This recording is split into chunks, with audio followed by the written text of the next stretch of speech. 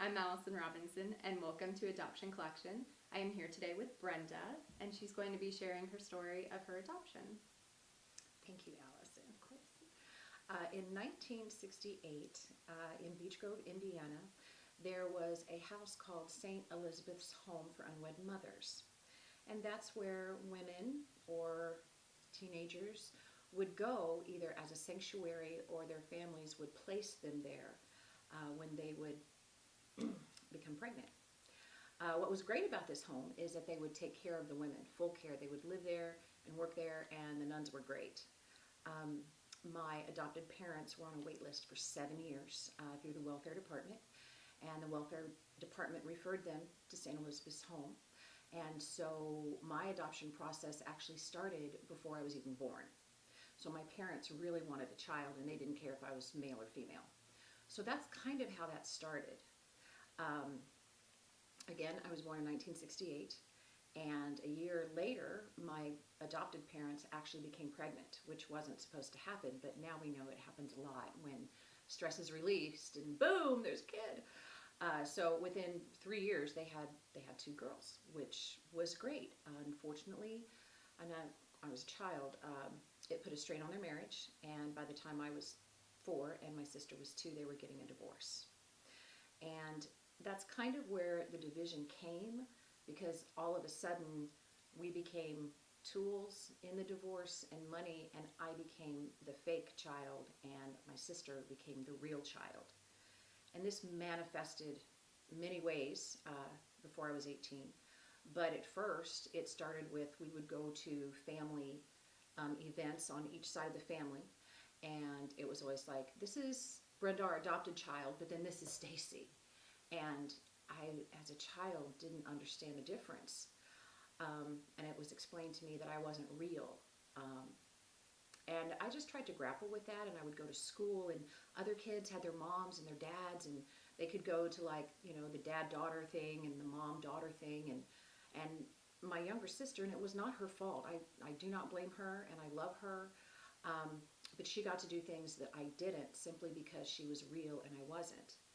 And this did cause, I guess, when, you know, just some mental issues, just trying to figure out, you know, when my sister was upset, she would cry, and so I would cry, and the adopted mom would say, you stop crying before I give you a reason to cry. And I was never validated. And, you know, and it's okay, because it turned out, it's okay, because it turned out okay, and I really love my sister now, and I know that I was put into that family, not even for the adopted mom or dad, but for the sister. She was always better in school than I was, better in sports than I was. I was a BC student. She was straight A. When I was 15, my adopted mother took me to a makeup counter in a department store for my birthday, and I was so excited that finally I was a real daughter, and we were going to have this special moment. And she walks up to the counter and tells the lady behind the counter, I really need you to help her because she's dumb as a box of rocks and all she has is her face. So if we don't figure out how to fix it up, she's going to be nothing. And that was another, I don't want to say like mental scar, but it was another thing, like immediately when I thought we were finally bonding, she just hit it right there. So I was brought up thinking, and this was from my adopted mother, that my birth mother was a 16-year-old slut, and that's how she ended up at St. Elizabeth's Home, and she wasn't able to finish high school, and you're going to turn out just like her. So I was actually on birth control before I even lost my virginity, because I was so scared that I was going to turn out to be nothing. And I was told that I was nothing, and I was told I wasn't smart. And that is really the way that I acted and the way that I developed and the way that I'm like, okay, well, I'm not important here, here, and here. And, you know, as a student, B and C is not bad. Like, I was not a terrible kid, and I didn't really do terrible things, but, like, the adopted mom, like, one day it'd be okay to do this, and then the next day it's not okay to do this. And so it was very much of a upside down whirlwind, you know, ocean thing to go on. And my sister could do this, but I couldn't do the very same thing. So it was just known that the minute that I turned 18, I was to leave the house. That was just the bottom line. I even got luggage for Christmas that year so that I would have, you know, take my clothes. That was all I was allowed to take because everything else was hers. So I got up the morning that I turned 18 and packed my bags, and at 9:30 that morning I gave her the keys to her house, and she demanded the keys from my grandmother's house because, of course, I was a degenerate and God only knows where I came from, and now that you're on your own, you're all of a sudden going to become this criminal and thief. So that morning, it was a week before I even graduated high school. Like, I fortunately had a boyfriend because I knew what was coming, and that's a whole nother mess we're not going to get into right now. But regardless, I left, and that was the way we left, and I didn't talk to my adopted mom for 4 years after that. My adopted dad was good. He did the best he could. He didn't want the divorce when we were children. He ended up marrying another woman who said, "Oh, I'll treat your daughters just the way I would my own," and of course that did not happen. With the dad's side, it was about 100 miles away, and so for 6 or 7 years, he'd drive up every other weekend and get us. The problem with that is you have this family up here where you're not real, and you're used as a tool for child support and whatever their problems were, and then you get driven down to this other house where you're not wanted either. And we would sleep on the floor, literally in front of the fireplace on one of these round, these couch pillows, and that's how we would sleep. And I do think he could have done better than that, but I think at the time he did the best he could. So the laws in Indiana changed, and the adoption records, I moved back to Indiana when I was 30, and I petitioned the welfare department for non-identifying information. I had been in a car accident, and I had to move back there, and the adopted mom wouldn't take me, and the sister wouldn't take me, so thank goodness I had a best friend. She let me move in with her, and I'm like, okay, well, here I am, still on my own, still trying to figure it out, but my neck is broken, so what am I going to do? And it was the first time I realized I could solicit the Indiana Department of Health for my birth records. Now, they had non-identifying information and identifying information, and I filled out both forms. So my birth mom was not looking for me because I kept getting no identifying information back. But what really changed my whole mindset was reading the non-identifying information that she was 21.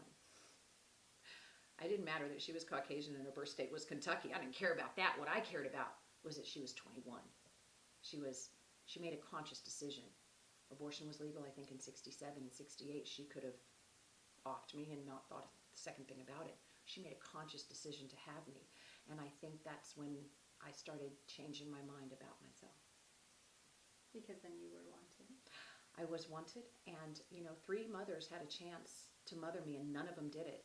But I realized in that moment that she did for 9 months. Mm-hmm. For 9 months, she did the best she could, and she gave me up to a Catholic family that was supposed to stay together and love me, and it was not her fault.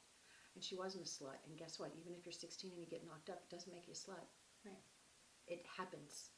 And I may have been an accident, but really she gave me a chance at life. I mean, and I'm so grateful for her. I'm so grateful. I've never really thought about who my birth dad is. I don't know why I've always focused on like the mom, but I think that's probably natural. Mm-hmm. Do you think now with technology and like Ancestry.com and 23andMe, would you ever do a DNA test to see if you could find somebody from your biological family? Well, 2 years ago, I did do Ancestry.com. Okay. And I found a first cousin. She's in Illinois. And so we are, even though it's 2 years, we're still going through that process because the adoption records were supposed to be open July of 2017. It got delayed a year because the State Department wanted to notify all the adopted birth parents if they didn't want the records opened, then they needed to fill out a form and continue to have them sealed. So actually, I got a letter. It was mailed on the 22nd this past December, and I got it on the 27th, so it was like my little Christmas card from heaven. So I actually have my original birth certificate, and then the birth certificate that was issued a year later from the court. So I have my mom's birth name. The dad's birth name is still restricted, and in a way it makes me angry that the men are always protected. But again, you can't do anything about that, and it's okay because I didn't really care anyway. So a friend of mine is working on tracking her down. We have a lead, and if it's the lady that we think it is, so we're about 75% sure, she passed away in 2004. Okay. But what's really awesome is that she went to Indiana University. She served on the women's development in a small town in Indiana to work with college-age women to develop them on the business side, the Women's Business Association. She also served on the board of the Humane Society, which is awesome because I work with a lot of animal shelters and rescues. And I realized that at this age, and as I am able to peel off that stuff that I left the adopted mom's house with, when I left her house, I was really messed up. And I know it, I know it. But as I've gotten older and as I have worked at my outreach and worked with other kids in hard spots, I realize I am like her. And she was smart, and she did make an educated decision.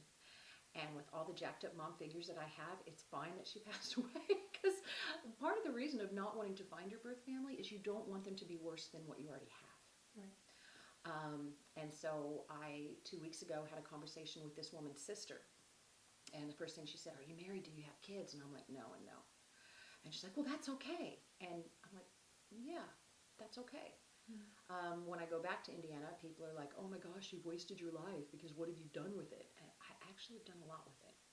And I've been able to pour into other people's lives with it. And I think it is true, when you want to heal yourself, you have to go out and figure out how to help other people or heal other people. I think the saying, you have to help yourself before you help others, I appreciate the saying, but I think that you are allowed to help yourself by helping others. And I think that you kind of find your self-identity by being able to help and reach those people. You don't know what's in you until you try. Right, exactly. And some things aren't good. Like I jumped out of a plane. Hey, I did it, but I'm not going to do it again. Yeah, and I'm really excited about the technology. I've only done Ancestry, and what's great is I only found one cousin. And so that means either, people aren't looking or people didn't know. And having talked to who could potentially be my birth mom, her sister, she had no idea.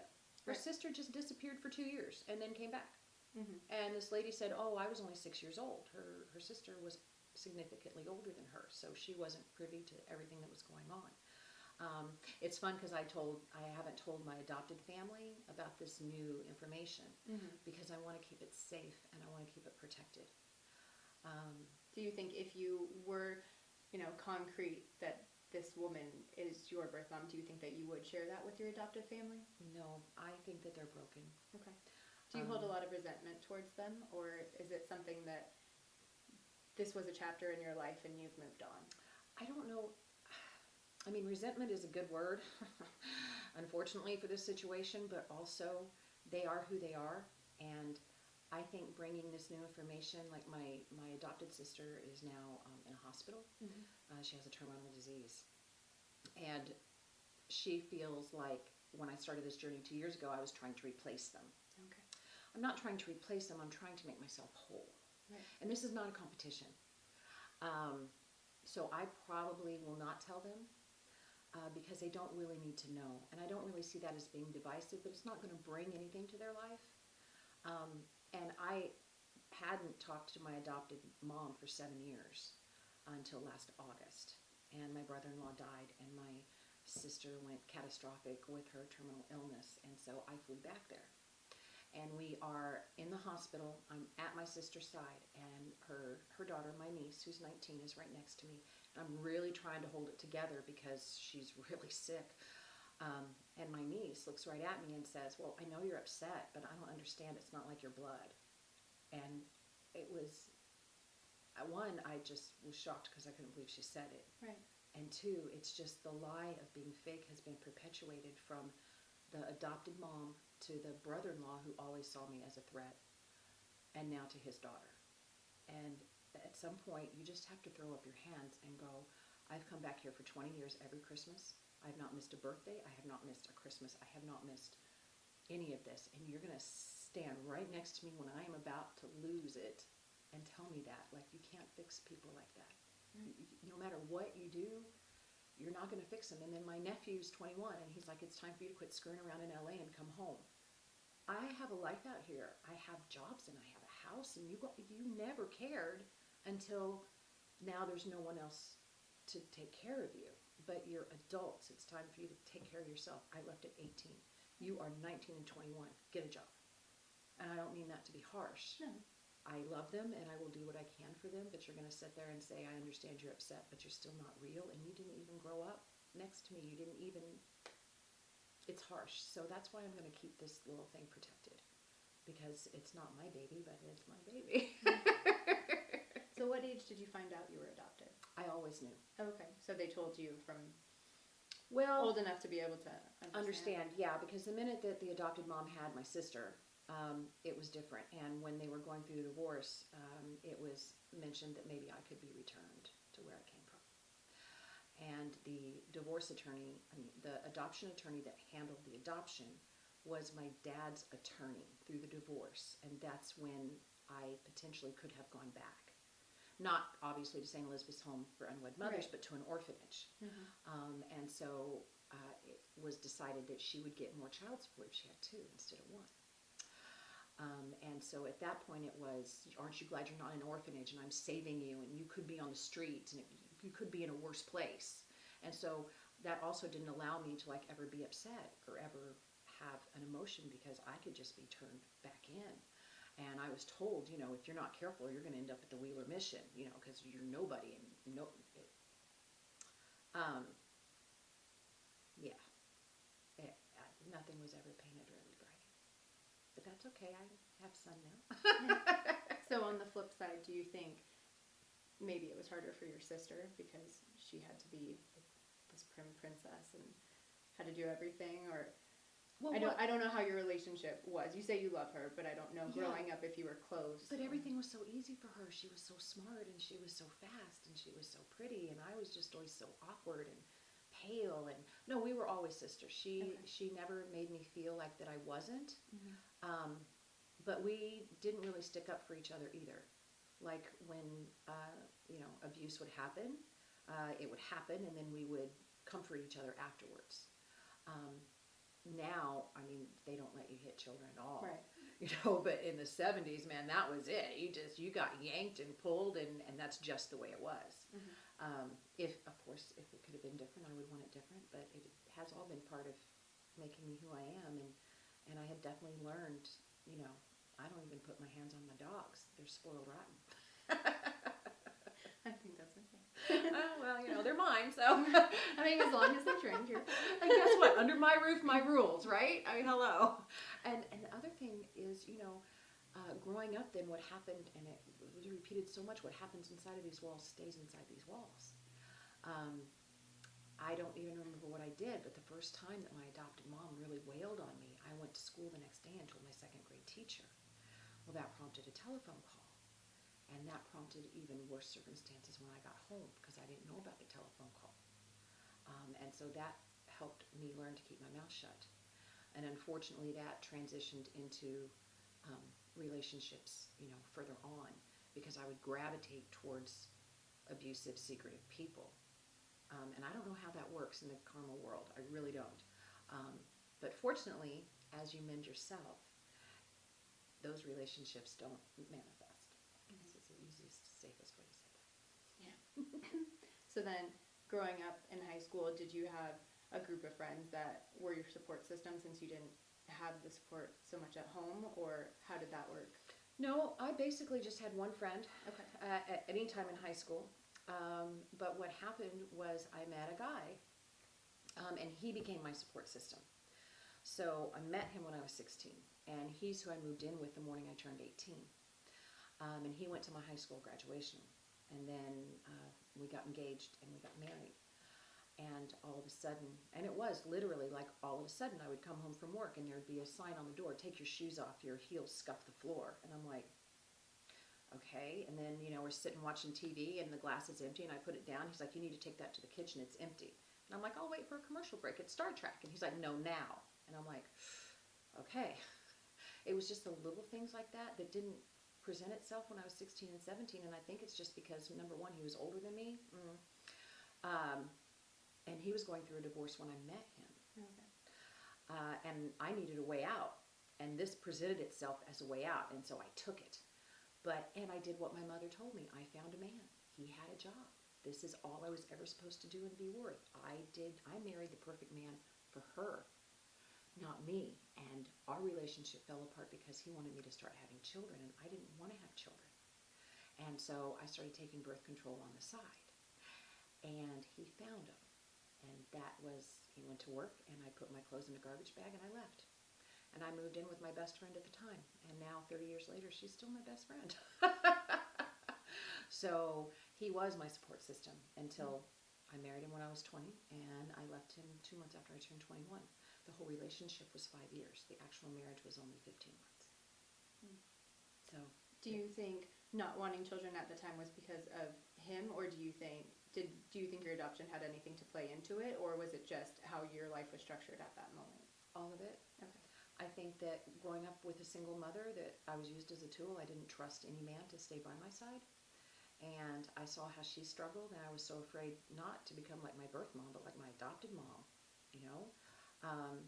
And I also think 16 years of youth outreach is the best birth control ever.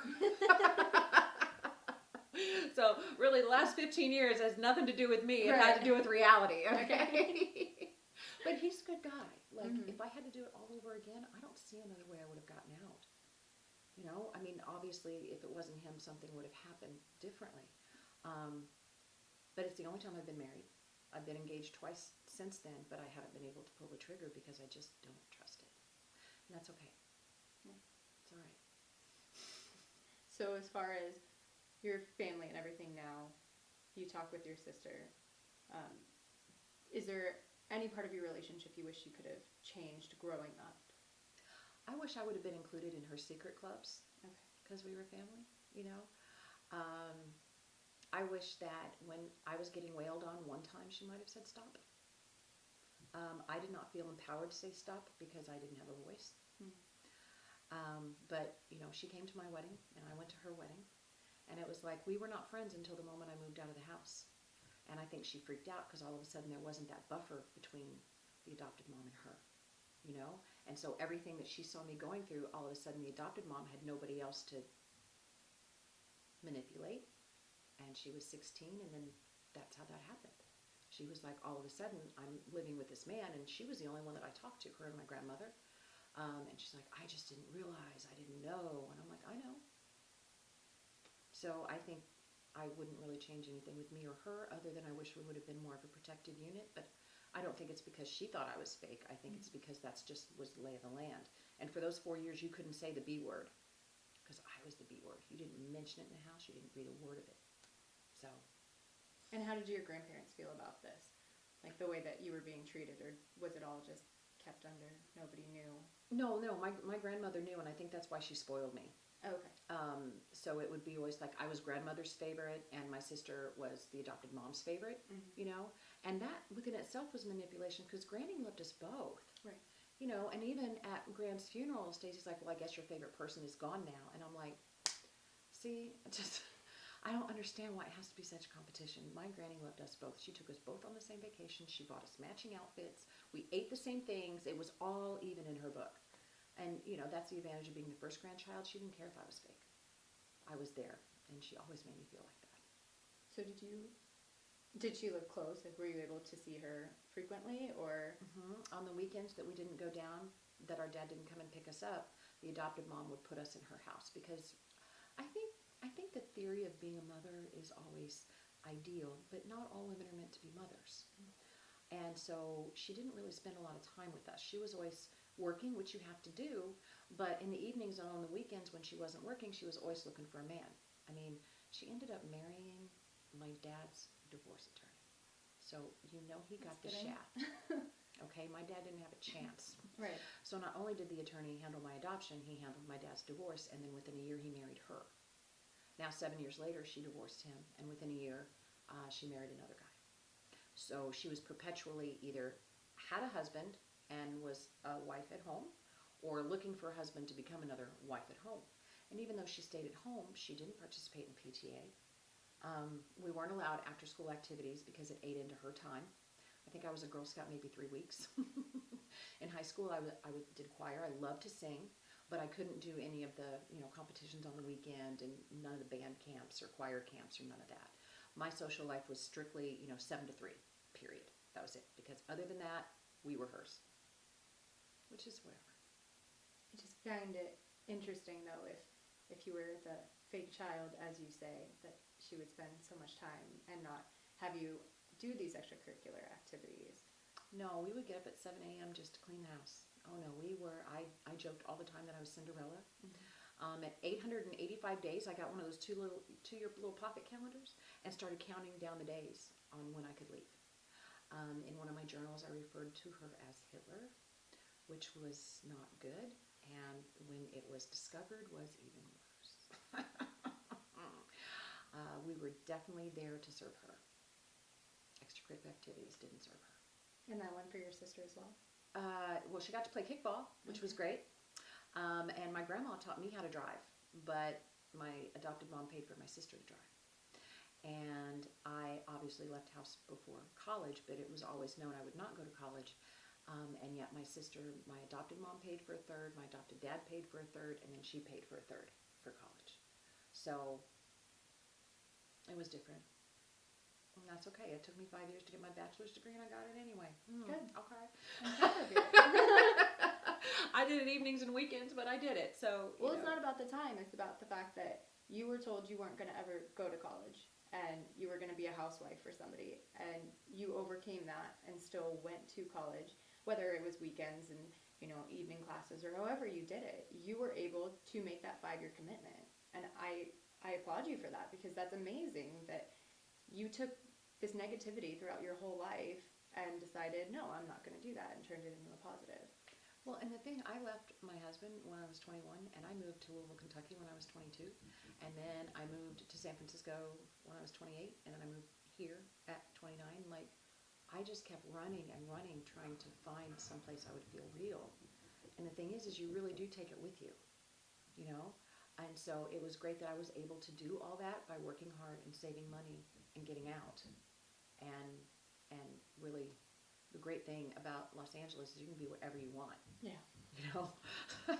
And I wanted to be something good, and I didn't start my college career until I was here, because I'm like, look at everything that I've been able to do by myself, so why not this? Right. Now, why not? I think that's fantastic. You finally were able to figure out what you wanted to do, and now you help all of these people, and I don't know if it's because of your adoption story at all, but the fact that you can put other people before you is already amazing. And maybe you don't need to be this housewife that you were told your whole life you were going to be. You're still able to help all of these girls, and well, and the idea work of with housewife nonprofits. now is different too, That's true. because now a housewife has a say, Mm-hmm. and she can be heard. And I love, like, my big fat Greek wedding, the man is the head of the house, but the neck moves the head. I mean, so many things have changed, and I think housewives are great. And I think, good mothers, they're amazing. And I think people that stay married are amazing. And I don't know how to actually, like, deal with familial situations. Like, I don't know what I should say and what I shouldn't say, and I'm real good one-on-one, but sometimes I get in like a group of 20 people and I just naturally become invisible. I mean, I'm really good at it. It's like my superpower. And I am grateful for it. It has saved me. I think more pain than not overall. But I think that also, I recognize it in the kids. And my rescue dogs. Oh my gosh, yes, that one's cute. Give me that one in the corner. So, yes, thank you.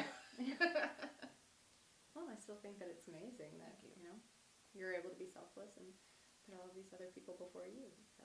And I'm learning to take care of myself. And Which is important. And it is evolving. I spent all my money for decades going to Indiana to continue the one and only bond I had. This past year was a pretty big birthday for me, and so I saved up and I went to Ireland. Like, I wanted to do something for me. And it's amazing how mad people in Indiana got. Like, oh, well, I guess you're just going to move there. Oh, I don't know why you need to do that. And it really just helped me go, what is your problem? You're not paying for it. Right. It's 9 days. Are you kidding me? Oh, well, you're just going to move there. Can't I just take a vacation? But you know what? No, because I hadn't. Like, I hadn't spent any money. Every spare dime was freaking going to Indiana. And it was great to, like, be released from that. Like, I can do this for myself. And being in the library at Trinity College was amazing. My friend, she's like, are you going to cry? And I'm like, yes. but it was meeting that goal. It was like seeing it and, just the history and that little personal goal was good. Then growing up, you said that you were working for your mom, essentially. Were you ever able to have a job, or were you not allowed to earn money at all? Oh no, my first job was 15 at Taco Bell. Okay. I did 3 4-hour shifts there. And on the third shift, I was supposed to clock out, and she was waiting for me in the parking lot. And when I didn't come out, she went in and literally said, "This is my daughter, and I'm taking her," and drugged me out. And that was the end of my first job. Wow. Because, hello, she's supposed to be off now. I'm here now. She's leaving. It took another year before I was allowed to get another job after that. But I already had my driver's license. And so at that point, I would drive to my job, and at that point, it was my job to drive my sister to school, too. Whatever. We went to McDonald's. Try to make it fun. So you were still able to have, I guess not freedom, because she was there to pick you up, but so you didn't have the opportunity to really earn your own money then, for when you moved out when you were 18. Absolutely not. Okay. No. So you had to rely on someone. Yeah. Okay. Yeah, no, I didn't have it. I had my clothes in a bag and a bag in the car. My grandma bought the car. It was a $600 Camaro Rally Sport, and it was awesome because it ran. Yeah. It doesn't matter what it is. When it rained, there was a leak in the window shield, and so after a day when it would rain or whatever, I'd get up in the morning, drive into school with me and my sister, I'd put on the brakes, and all this water would come and just soak our feet. But you know what? It ran. It's fine. Right. It's just little water. It's just a little cold. Let's get our other socks out. Yeah. That's funny. Yeah, but I mean, I paid for my own insurance and I paid for my gas and working part-time and going to school. You know, the minute that I got the job at the bakery, there was no more funds from her. Like, we got to have, we ate, obviously. But like, she's kind of crazy. She planted like a whole acre of green beans, and then for a week in a row, we'd have green beans for dinner. And if you didn't eat it, you didn't eat anything. I mean, that's what was so weird. We'd have fried zucchini for days. Nothing but fried zucchini. Oh my gosh, I can't even look at a zucchini. I will only have zucchini right now if it's in bread. Okay. Like, there's certain things, like grape soda, forget it. There's just no way I'm ever going to, on purpose, have a grape soda again. But that's okay too. I don't have to. Right. Are there any other comments that you have or anything else that you would like to say? Just thank you for this opportunity, because every day you wake up is a day that you have a chance to make a difference in your own personal life. You know, and if I would have committed suicide the 3 times that I wanted to, I wouldn't be here now, and I wouldn't be able to, you know, hug on these teenagers that have nothing else and rescue the dogs and, you know, get to go on a hike in these beautiful mountains out here. So just hope for the next day. You don't have to have hope forever. Just hope for the next day. That's it. I can appreciate that. Thank you so much. Thank you. I appreciate you sharing your story. I know it's very, sentimental and not something that's shared often, but I have never shared it, and I am being heard, and thank you for listening to a stranger, because that's Absolutely. awesome. I'm honored that you would share your story. So thank you. Thanks. All right. Okay. Thank you for watching.